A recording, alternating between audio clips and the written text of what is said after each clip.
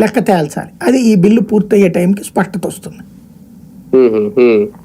అది అప్పటి వరకు బీజేపీ మళ్ళీ అధికారంలో ఉండాలా సార్? ఒకవేళ రేపు పొద్దున మారితే ఏమన్నా ఈ లెక్కలన్నీ మారతాయా?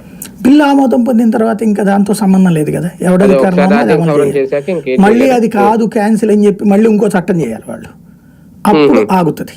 నెక్స్ట్ వచ్చే వాళ్ళు 2/3 మెజార్టీతో గెలిచి దాన్ని క్యాన్సిల్ చేయాలి అనుకుంటే అప్పుడు చెయ్యాలి. అందులో కాన్స్టిట్యూషనల్ కదా, ఇక్కడ రాజ్యాంగ సవరణ బిల్లు కదా ఇది.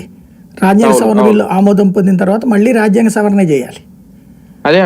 కాబట్టి అంత సులభం కాదు అది. అలా చేయాలంటే ఉభయ సభల్లో కూడా మళ్ళీ బలం ఉండాలి. అవును, ఉన్నప్పుడే సాధ్యం అవుతుంది. అప్పుడు ఉంటే సాధ్యం అవుతుంది. కానీ లాంగ్ ప్రాసెస్ సార్ ఇది. బిల్ అలాగే రూపొందించారా? లాంగ్ ప్రాసెస్ అనుకోవాలి దీన్ని. అంటే 2 ఎలక్షన్లు జరగాలి ఇప్పటి నుంచి చూసుకుంటే మనకి.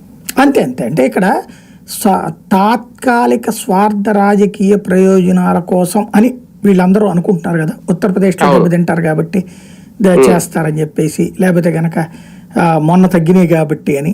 అంటే మోడీ హ్యాట్రిక్ అయిపోయింది, మళ్ళీ గెలవాలంటే ఖచ్చితంగా అట్లాంటిది ఏమీ లేదు. నేనైతే నా పనితీరుతో నేను ఎలక్షన్స్కి వెళ్తాను. ఇది దేశ ప్రయోజనాలను ఉద్దేశించి చేస్తున్నటువంటిది.